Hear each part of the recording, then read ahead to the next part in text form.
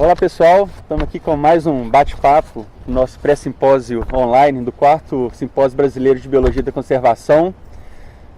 Para você que não sabe, a gente está o ano todo aí promovendo, fomentando algumas discussões, algumas conversas sobre diversos temas da biologia da conservação, que nosso intuito é tentar compreender um pouco aí como que a conservação está acontecendo aí nesse país mega diverso, né, Tiago? Para lá em dezembro, durante o simpósio presencial, a gente já ter alguns dados, uma compreensão melhor e ser mais efetivo nas nossas discussões. E hoje, eu estou conversando aqui com o Tiago, ele é biólogo, ele vai se apresentar daqui a pouquinho, e a gente vai conversar sobre um assunto muito interessante, muito importante, atualíssimo, né, Tiago? Que é a questão de carbono, sequestro de carbono, a importância das florestas para a captura de carbono, e vai muito no nosso tema desse mês, que é sobre o uso do solo. Quando a gente fala de uso do solo, a gente já pensa em desmatamento, no uso ali do solo, nos impactos ambientais. Então, as florestas estão inseridas nessa nossa discussão desse mês. Então, Tiago, muito obrigado. E antes da gente conversar aqui, fazer algumas perguntas sobre os seus projetos, sobre a sua expertise, se apresente aí para a galera, um pouco da sua trajetória, por favor. Legal, Felipe. Obrigado a Bocaina pelo convite de estar aqui contribuindo nessa importante jornada para a conservação do simpósio. Meu nome é Tiago Metzger, sou biólogo formado pela UFOP e desenvolvi meu mestrado e o doutorado aqui na UFMG, no Departamento de Ecologia, Conservação e Manejo, onde trabalhei principalmente com a questão dos estoques de carbono, das estimativas dos estoques de carbono em florestas tropicais e sua relação com a mudança climática, as políticas públicas desenvolvidas no âmbito desse trabalho. Hoje eu sou conselheiro também do CRBio 04, do Conselho Regional de Biologia, dentro da comissão também de divulgação e também como um desdobramento disso, conselheiro do Coman BH, do Conselho Municipal de Meio Ambiente, onde a gente tenta trazer, levar um pouco desse conhecimento científico aliado às políticas do CRBio para a sociedade, dar um retorno interessante para a sociedade. Também temos o Instituto Bem Ambiental, o IBAM, que é uma ONG voltada para as ações de conservação e de restauração florestal, que está vinculada a uma série de políticas nacionais aí também que estão sendo construídas.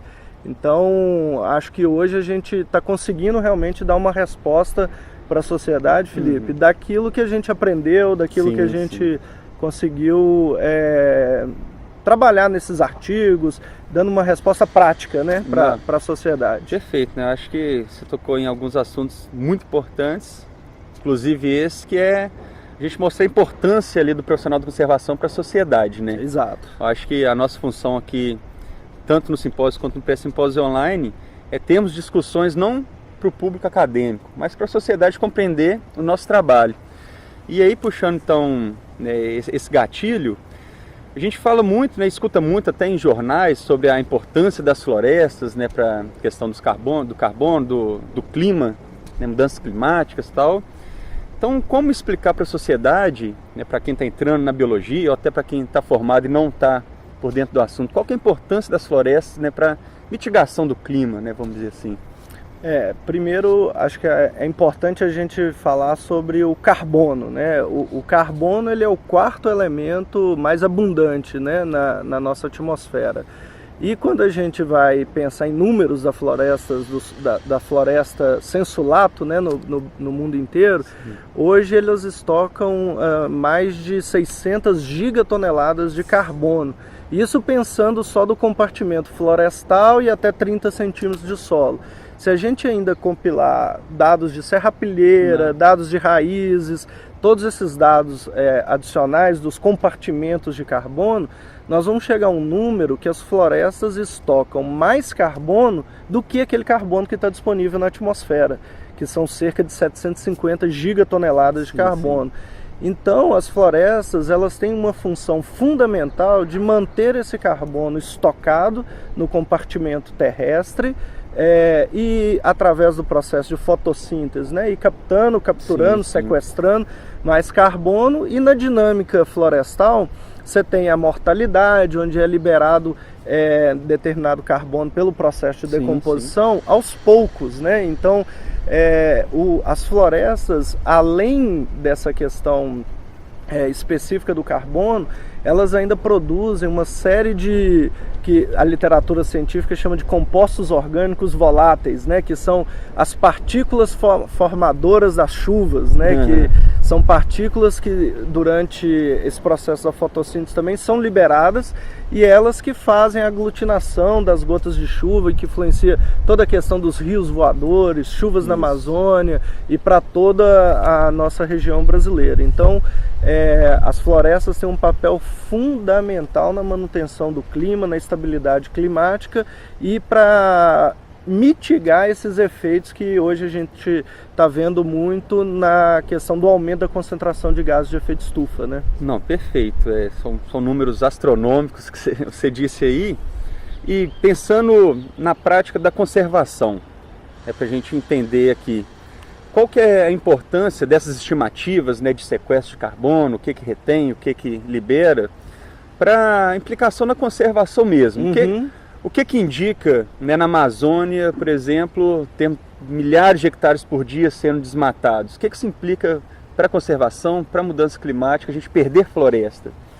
Felipe, perder floresta hoje é acho que é um dos principais atos de terrorismo ambiental que a gente pode causar. Não faz mais sentido a gente falar em perder floresta dentro de um cenário que a gente tem uma série de terras já devastadas que podem ser utilizadas para diversos equipamentos, né? E a importância de se estimar carbono, ela vai muito para a questão da formação realmente da política pública, porque hoje os acordos internacionais negociam esse crédito de carbono, vamos chamar assim, né? A gente tem uma série de iniciativas, começou por aquele MDL, o Mecanismo de Desenvolvimento Limpo, passou pelo RED, né, que é um mecanismo de redução de emissões por desmatamento evitado. Agora o RED Plus, que aí está envolvido outros serviços ecossistêmicos.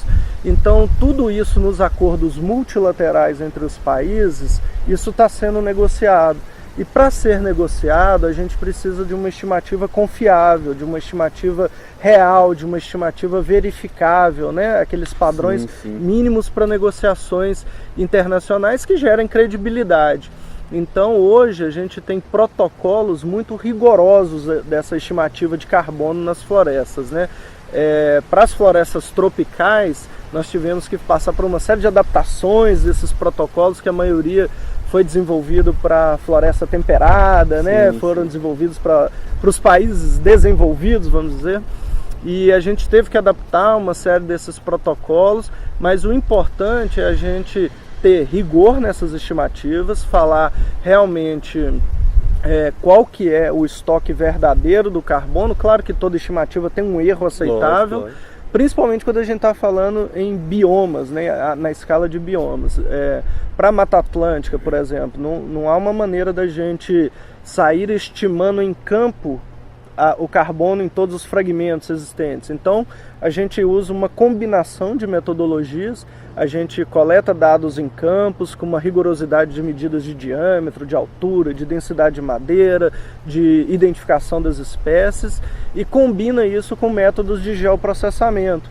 Então a gente mapeia isso na escala da paisagem, identifica texturas semelhantes, fitofisionomias semelhantes, para a gente conseguir extrapolar os números de campo para a paisagem. E isso tem uma implicação para a conservação fundamental, porque a partir do momento que a gente realmente conhece o número que a gente tem e as comparações em termos de perda e de dano dessa floresta para a questão da mudança do clima, a gente começa a valorizar mais do que nunca a manutenção e a restauração das florestas tropicais, aqui no nosso caso, para a gente, numa visão utilitarista da conservação, vamos dizer, para a manutenção da nossa qualidade de vida, né? Porque hoje a gente sabe, sem floresta não tem água.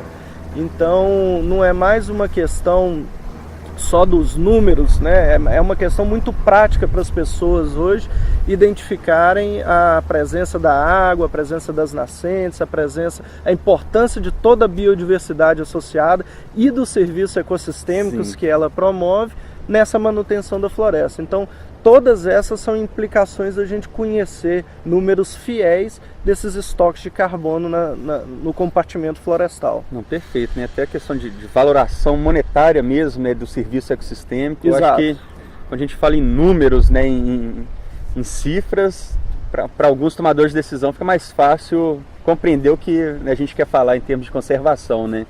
E aí você tocou num assunto muito legal, pegando um link de uma outra entrevista que a gente fez com o professor Francisco Barbosa, aqui da FMG, que ele falou justamente isso. Um dos desafios hoje em dia, né, no PELD, por exemplo, de estudar ecologia aquática, é que a maioria do nosso conhecimento de livro na graduação vem de outros países temperados, né? Então, toda ecologia que a gente compreende de uma lagoa, os conceitos vieram de outros ecossistemas. Então, a gente tem um desafio ainda de compreender o nosso e criar ali, né, as nossas teorias em países tropicais. E você disse muito isso, que muitos dos métodos que vocês utilizam também vieram de países, né, temperados, e estão sendo adaptados aqui para o Brasil. Exato. E aí, olhando a nossa escala aqui como país, um país mega diverso, né, de biodiversidade, de geologia, quais são os desafios, por exemplo, para aplicar nesse tipo de estudo nas diferentes regiões no país? Pelo que a gente percebe, na Amazônia isso já é mais consistente, né, já há mais tempo.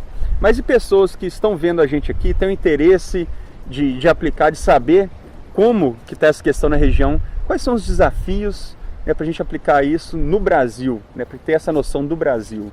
Acho uma questão extremamente relevante, né, Felipe, que é tropicalizar a metodologia, a informação, né? Isso realmente é um desafio para nós também que trabalham com esses ambientes terrestres, como o professor Francisco colocou para os ecossistemas aquáticos, e nós tivemos aí uma série de questões que precisaram ser revistas, adaptadas, testamos em campo e vimos que não dava certo. A Amazônia realmente liderou esse processo, né, com aquele projeto do LBA. Eu tive a oportunidade de participar bem no início desse projeto de um curso de capacitação e treinamento, isso lá em 2003, 2004, foi quando a gente começou a trazer essas ideias e esses projetos aqui para Minas Gerais, né? E a UFMG abraçou esse projeto com a questão de ter algumas linhas de pesquisa nesse sentido, mas o desafio para nós é interessante um caso do medição de altura de árvores. Os protocolos sempre diziam que para você medir a altura de árvore você tem que usar um clinômetro, né? Que é aquele aparelho que você se afasta em determinada distância da árvore, olha para o topo da árvore, mede o ângulo, a distância, e com isso você consegue calcular a altura. Só que dentro da Mata Atlântica, se a gente afastar 3 metros da árvore, você já não vê mais a copa da árvore, né? Então, a gente adaptou essa metodologia com 2 formas. Nós começamos a realmente escalar as árvores, fazer uma medição direta da altura com o uso de cordas graduadas. E também, se a gente pensar, mas você vai escalar todas as árvores, não fazia sentido. Então a gente seleciona um número amostral de árvores para a gente realmente medir, e através dessa medida da altura, a gente desenvolveu uma equação alométrica que, a partir do diâmetro, a gente consegue estimar as alturas das árvores. Então foram adaptações que foram sendo feitas nos protocolos, na marcação das parcelas em campo também era um desafio, porque a parcela, quando você fala que a parcela tem que ter 1 hectare, que são 10 mil metros quadrados, isso também é super relevante, ela ter 1 hectare mesmo para a hora que você for fazer as extrapolações. E no nosso caso, como a Mata Atlântica tem toda essa condição edáfica, uma parcela de 1 hectare numa topografia acidentada, ela não era 1 hectare. Essas diferenças da angulação davam divergências na área. Então a gente também teve que adaptar essa forma de locar as parcelas, muito com o uso do geoprocessamento. Aonde estão essas parcelas, que nos países temperados, por ter uma homogeneidade mais aparente, é muito fácil você locar as parcelas. Então, aqui não, às vezes você locar uma parcela num mapa, ela parece estar legal. Quando você vai no campo, tem um brejo no meio, tem uma área de drenagem que corta essa parcela, tem uma clareira, então são várias as dificuldades nos nossos ambientes. E isso originou, Felipe, inclusive uma publicação nossa para o MMA, para o Ministério do Meio Ambiente, onde a gente realmente criou-se um protocolo para a Mata Atlântica de instalação de parcelas, de medição desses diâmetros das árvores, das alturas, numa questão já tropicalizada para a nossa região. Bom demais. E ainda nós temos diferenças de biomas, né? Nós estamos falando aqui do carbono florestal, mas nós temos também a questão das estimativas do carbono no cerrado, na caatinga, né, que isso os países temperados ainda também não tem tanta essa habilidade. Então aí a gente também adapta equações para medir diâmetros à altura do solo, em vez de ser a altura da bifurcação. O compartimento de raiz, nesse caso, ele tem uma quantificação de carbono muito maior por ter todas as características de raízes mais profundas, mais robustas, né, porque as raízes das árvores na floresta são comumente rasas, né, por causa dos solos. Então, no compartimento de cerrado e de caatinga, você usa uma técnica diferente para estimar o carbono em raízes, por exemplo. A gente fala que no cerrado a floresta está debaixo do solo, né? A massa vegetal a maior parte está lá debaixo. Exatamente. Né? E o que é às vezes mais difícil de mostrar, que um desmatamento no cerrado, ele tem um impacto significativo com perda de biomassa, muito por essa biomassa de raiz e de solo, né? E às vezes as pessoas veem o cerrado não como um ambiente realmente biodiverso, um ambiente de relativo contribuição para a mudança climática, né? Mas tem as suas características peculiares que também são muito importantes para a conservação. Não, com certeza. Acho que a peculiaridade de cada região ela tem que ser analisada, né? Nem sempre o método ele pode ser extrapolado para todos os ambientes. Exato. Né? E é cada vez mais importante a gente compreender o nosso país, né? Com certeza, o pessoal da Caatinga, que mora lá no Cerrado, na Amazônia, aqui na Mata Atlântica, muito comum, né? Tem que conversar mais para criar métodos ali em comum e a gente ter uma estimativa cada vez mais refinada, né? E acho que a vantagem do simpósio online, né, Felipe, tem essa característica. A gente pode ter contribuições de diversas partes do país para a gente realmente elaborar, sintetizar e compor protocolos mais específicos, processos mais locais, né? Então, mais uma vez, parabéns pela iniciativa do simpósio, que eu acho que tem esse ganho fantástico aí para a ciência. A gente agradece muito, né, a sua participação. Ainda não está terminando, né? Mas realmente a ideia do pré-simpósio é essa, a gente compreender. A gente solta um assunto aqui, um bate-papo, mas que pode ser aplicável em qualquer região. E aí vem, né, os comentários, as discussões lá, né, no portal do pré-simpósio. Realmente isso que é o ideal, né? Não só assistir o vídeo, mas deixar também as considerações, né, os comentários. E aí, Tiago, pensando, né, que hoje a gente está num atual cenário político aí, não vou dizer desanimador, porque acho que essa é uma palavra para quem é profissional de conservação, tem que passar até longe. A gente não pode desanimar, porque se não é o profissional de conservação que está animado, quem será? Quem que vai ser, né, essa galera aí, né, para lutar por alguma coisa? E a gente está numa situação que a gente vê unidade de conservação sendo desfeita, né, algo, não sei se é inédito, mas pelo menos que eu me lembro, eram raríssimas exceções, eu mesmo não lembro de nenhuma, para falar que não tinha, né? Então a gente está realmente num cenário que a gente não tem nem perspectiva de conservação mais, infelizmente. Como, né, a gente como profissional, como cidadão, criar mecanismos ou mostrar mecanismos, né, usando dessa expertise da questão do carbono, que é uma questão mundial, né? Vários países olham para o Brasil porque aqui realmente tem um grande bioma ali que faz uma função mundial, não só para o Brasil, que é a Amazônia. Como convencê-los ou mostrar com mais eficiência mecanismos de políticas públicas, né, da importância de se preservar florestas? Felipe, o desafio hoje, ele está realmente na questão de mostrar não só fazer, mas como mostrar, né? E como você bem falou, o profissional da conservação, ele tem que ter esses instrumentos muito plausíveis, muito disponíveis para que a gente possa colocar isso na mesa e mostrar para os tomadores de decisão. Mas a palavra que eu resumiria, e se tem uma dica aí realmente para a gente resumir essa questão, acho que a palavra é envolvimento. Envolvimento tanto dos profissionais como da população, dos formadores de opinião, porque, Felipe, a gente tende sempre a criticar muito essas questões, mas poucas pessoas querem realmente se envolver nessa agenda. Pôr a mão na massa, né? Pôr a mão na massa. Então, e o carbono, ele tem uma vantagem por ser uma questão mais palpável, de ver a floresta, de entender hoje as pessoas, a mudança do clima hoje já passou daquela fase de aceitação, porque hoje as pessoas já convivem com a mudança do clima, né? Esses eventos climáticos extremos que a gente tem visto, o aumento da frequência de eventos climáticos extremos, tem chamado a atenção das pessoas, isso está na grande mídia, né? Então a gente tem esse apelo e é importante a gente utilizar desse apelo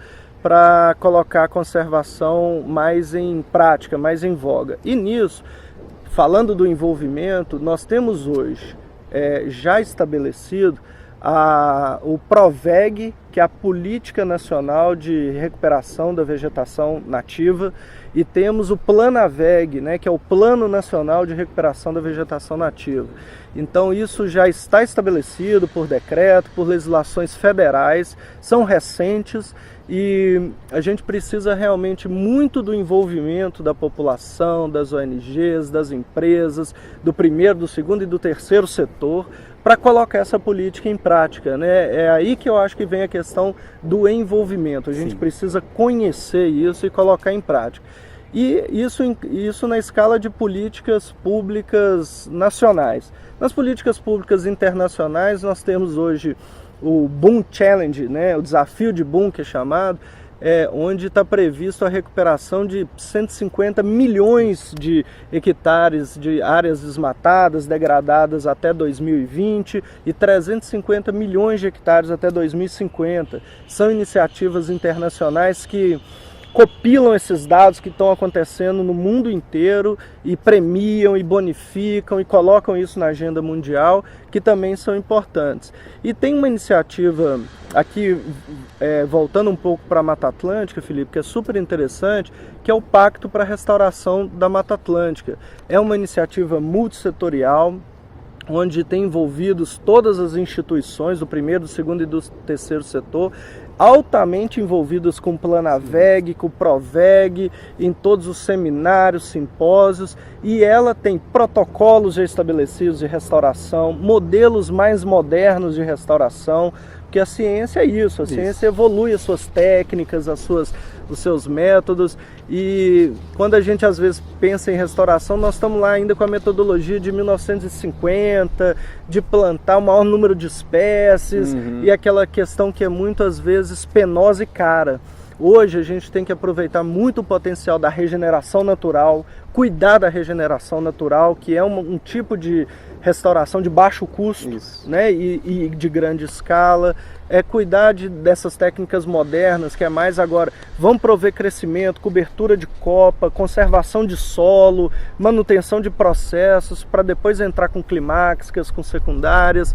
Então o Pacto é uma iniciativa que tem conglomerado o que há de mais moderno na ciência, o que há de mais novo na ciência, com essa nova realidade, que a gente tem recursos escassos, mas tem, por outro lado, novas técnicas de geoprocessamento, tem as questões de escala da paisagem, então a coordenação nacional, secretarias executivas, unidades regionais têm trabalhado muito nessa agenda e é uma iniciativa louvável, que está sendo replicado agora também para a Amazônia, para outros biomas, com fins de restauração em larga escala. Então, mesmo num cenário político ruim e de baixos recursos, a gente tem iniciativas muito interessantes, mas o pulo do gato está no envolvimento. Isso eu diria que é a palavra-chave hoje para a gente. Sim, eu concordo plenamente, Thiago. Acho que a questão do envolvimento acho que o primeiro desafio, principalmente para quem está na academia, é sair dos muros da academia, né? Exato, Felipe. A gente estava conversando um pouco antes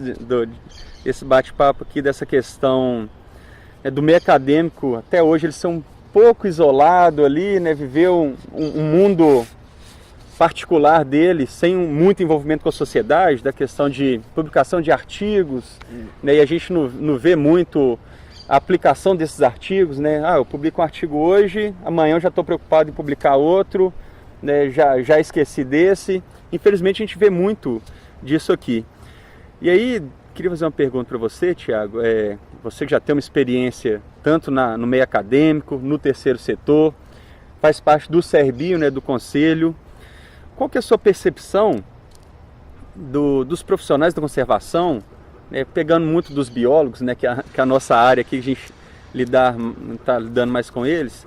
Você acha que a academia ela vem preparando o biólogo, né, ou o profissional da conservação para ser um atuante, para ser uma pessoa participativa na conservação, ou ainda está preparando profissionais que só sabem lidar com o meio acadêmico? Qual que é a sua percepção, né, lidando com vários setores, no conselho? O que você vê aí de perspectiva das pessoas que estão sendo formadas? Felipe, eu vejo que tem iniciativas interessantes nesse sentido, né? O próprio curso do IP, né? Eu acho que várias outras universidades têm tentado trazer mais a aplicação da conservação no dia a dia, mas temos que confessar que são ainda as exceções, não é a regra.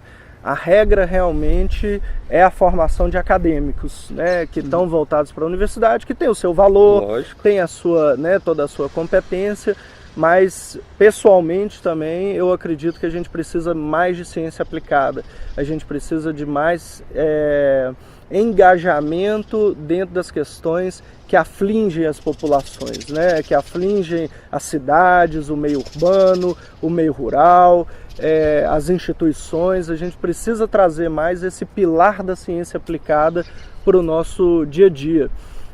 Existe uma restrição por alguns segmentos das universidades em envolver com o privado, em envolver com a indústria, em envolver com essas questões, mas eu acredito que essa construção já está sendo feita. Sim. Eu acho que é uma questão de tempo que a exceção vai virar a regra, né? E como nós precisamos ter sempre uma mensagem positiva, né, Felipe? Isso é importante, né? Eu acredito que a gente tem que estimular isso. No CRBio, nós temos trabalhado muito nós temos um departamento que trabalha com a questão da educação, do currículo acadêmico, né? E a gente tem tentado estimular as universidades a trazer esse tipo de disciplina mais aplicada para os cursos de graduação.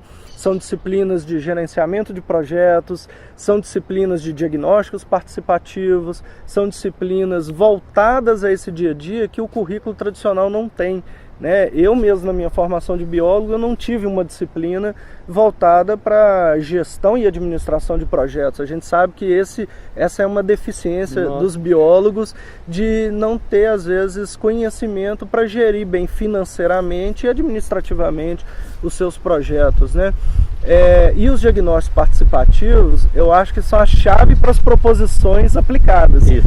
Né? Então, a partir do momento que a gente consegue ir a campo, conseguir coletar aquela visão antes de ter um projeto, é a chave para a gente fundamentar um projeto numa demanda local. Então, o CRBio tem trabalhado com essa formação de disciplinas acadêmicas mais aplicadas, mas a gente ainda tem uma resistência, que hoje a diretriz do MEC é cada vez mais reduzir as cargas horárias dos cursos. Né? Existe uma diretriz que nacional aí da educação, que a gente precisa colocar os profissionais logo no mercado. A gente tem que reduzir a carga horária e colocar os profissionais no mercado. A gente entende essa demanda, mas a gente entende que para isso acontecer a gente precisa de um balanço entre a formação teórica, científica e a formação aplicada, que ainda não tem. Sim. Então, pelo CRBio a gente tem trabalhado isso, e pelo IBAN, pessoalmente, a gente vem sempre conversando isso, a gente vem sempre colocando essas questões com os nossos professores, com os nossos orientadores, com os nossos parceiros, colegas, né, para que essa discussão ganhe atmosfera, ganhe escala, para que a gente realmente esteja pensando nisso. Afinal de contas, é a nossa geração, né, Felipe, que tende a tomar conta dessas agendas.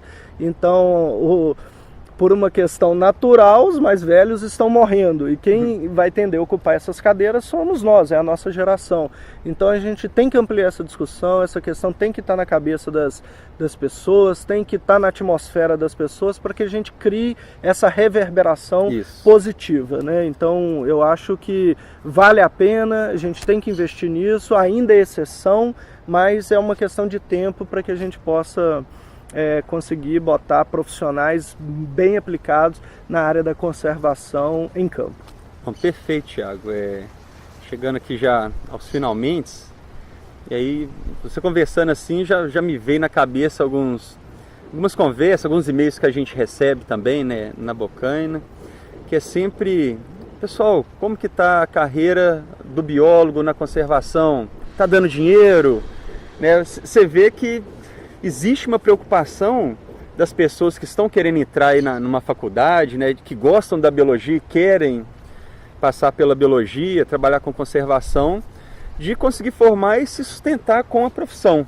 Infelizmente, não só na biologia, mas hoje várias formações também, a gente vê que o mercado financeiro não está muito positivo, mas para essa galera que está iniciando, está com aquele brilho no olho que a gente ainda tem, mas que muitos perderam, infelizmente. Qual que é uma mensagem, uma dica que você dá para essa galerinha que está entrando, né, a respeito da necessidade do profissional da conservação aqui para o nosso país? A dica, acho que vai no mesmo sentido, Felipe. Envolvimento e engajamento. Profissionais, não envia currículo por e-mail. Se é uma questão interessante, você quer, bata na porta.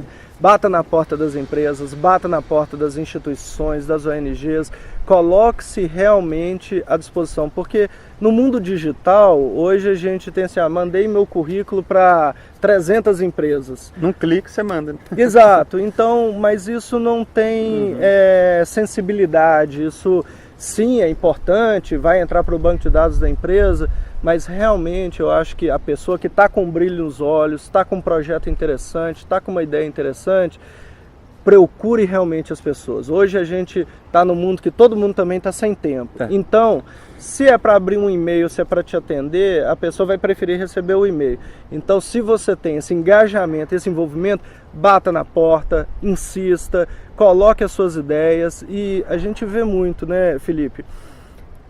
Vários profissionais são hiper bem sucedidos dentro da conservação, dentro da consultoria, dentro do terceiro setor, né? Vivem de viagens internacionais, congressos, publicações. Isso é possível sim, é uma questão realmente de dar esse salto, dar esse envolvimento, claro que embasado, com uma teoria clara, com uma teoria bem fundamentada, mas com essa visão da prática. Eu acho que seja na FIENG, seja nas empresas, seja nas consultorias, a gente tem N excelentes consultorias, né? Às vezes as pessoas têm uma resistência pelas consultorias, mas nós temos consultorias realmente de grande valor, com excelentes profissionais, inclusive grandes profissionais formados aqui pela UFMG. Então seja uma oportunidade para estágio, de apoio técnico, para você começar a ter seu pezinho, mas vão atrás desses profissionais, bata na porta da Bocaina, na porta do IBAN, na porta, realmente se envolvam com essas questões, coloque realmente um engajamento para mostrar o seu diferencial, né? Porque acho que isso é que a seleção natural tende a atuar nesse filtro, né? Então, mostre realmente o seu gás, o seu envolvimento. Não vamos ficar sentado e com um clique realmente disparar oportunidades, disparar e-mails, que isso pode dar certo, mas o que dá certo mesmo é envolvimento e engajamento. Essa acho que é a principal mensagem. Perfeito, Thiago. Acho que também é uma boa dica essa questão de correr atrás, né? E pegando um pouco, né, eu já ia finalizar, mas aí né, veio uma coisa na cabeça que recentemente o CRBio aqui fez uma parceria com o Sebrae.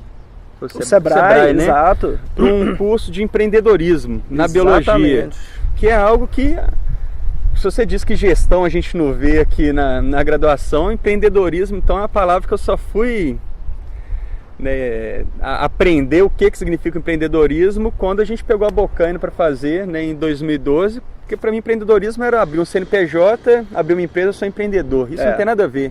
O pensamento empreendedor é diferente de você ser um empresário, abrir uma empresa. E é uma grande alternativa, né? Acho que o empreendedor, o pensamento dele é resolver problemas. O empreendedor, ele está aqui para resolver problemas. Qual que é o seu problema? Vou resolver. E a conservação nada mais é do que isso, né? Resolução de conflitos. Exato. E é bom, né, a gente ter sempre isso em mente. Que problema que eu quero resolver? Que é o que a gente está conversando até um pouco antes da nossa conversa aqui, que é justamente isso. Às vezes a academia, ela faz um monte de pesquisa que são importantes, mas sem saber qual que é realmente o problema que a sociedade precisa resolver. Exato. Né? E talvez uma dica, né, que importante também é saber um pouco mais sobre empreendedorismo, né, Tiago? Acho que é uma boa alternativa aí para quando você formar, é seguir uma carreira aí de empreendedor, né? E você citou um bom exemplo, Felipe. Isso foi iniciativa de um dos conselheiros do CRBio. Ele provocou o Sebrae para esse curso de empreendedorismo para biólogos. O Sebrae montou uma grade de um curso, selecionou os melhores profissionais. Teve um questionário, né, antes, para saber qual que eram as demandas dos biólogos. Exatamente. Né? Agora, olha que interessante. Foi uma dificuldade imensa formar uma turma para começar o curso.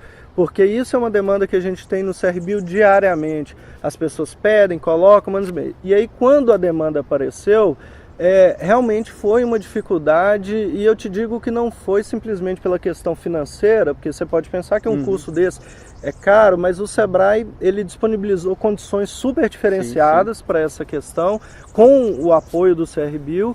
E mesmo assim faltavam 2 dias, 3 dias, né? A Bocaina ajudou na divulgação, o CRBio em ampla divulgação no Facebook, no e-bio, na revista. E foi difícil juntar uma turma, mas conseguimos, juntamos uma turma. Eu acho que foi uma atitude louvável e pioneira do conselheiro, que o conselho abraçou, comprou a ideia e conseguimos formar a turma. Então acho que tá aí um bom exemplo, né, que você tocou, e acho que pelo Sebrae vão abrir várias portas para esses profissionais, seja nas empresas ou nas instituições, que são oportunidades novas que não estavam aí mapeadas e que agora estão no radar para todo mundo. É aí que está, acho que, a questão do engajamento e do envolvimento. Procurar ali, né, o nicho de mercado, né? E o nicho de mercado que a pessoa tem essa naturalidade com ela e ela consiga ter uma desenvoltura, né? Uma performance dentro dessa atividade. Perfeito, Thiago. Então acho que, né, a nossa conversa foi fantástica, trouxe vários leques de opções, não só no tema, né, carbono, que foi importantíssimo, mas também da atuação, né, do profissional da conservação. Queria agradecer mais uma vez em nome da organização do 4º Simpósio Brasileiro de Biologia de Conservação. Você mesmo disse que o tempo é restrito, você teve tirou um pouquinho do seu tempo aí para passar boas palavras. Tenho certeza que vai ajudar centenas de pessoas, né, que estão precisando de um norte ali, e falar sobre conservação, né? Acho que uma delícia, né? Não tem nada melhor para a gente aqui de falar de conservação. Acho que o principal problema que a gente tem no mundo é em relação à questão ambiental, né? Saúde pública tem a ver com questão ambiental, e não vejo ninguém menos qualificado, né, ou mais qualificado do que o profissional da conservação, né, seja através do biólogo, do veterinário, engenheiro ambiental. Então é um assunto que tem que estar na mesa do almoço ali também, né? Isso. O tópico conservação ali, o que eu posso fazer pelo meio ambiente, e é isso que a gente está tentando trazer aqui. Então muito obrigado, Thiago, valeu demais, contamos com a sua presença também lá no simpósio em dezembro. Com certeza. Né? E é isso, pessoal, né? Espero que vocês tenham gostado. Né, igual a gente falou, o Thiago frisou aqui, vamos debater esse assunto aqui no portal do Pré-Simpósio Online. Deixe, né, seus dizeres aí na seção de comentários, que a gente precisa saber de você, né, da sua região, quais são os desafios para a gente poder ajudar efetivamente mesmo lá em dezembro. Legal, Então, Felipe. Obrigadão. Obrigado, um grande pessoal. abraço, pessoal. Até o próximo vídeo. Até logo.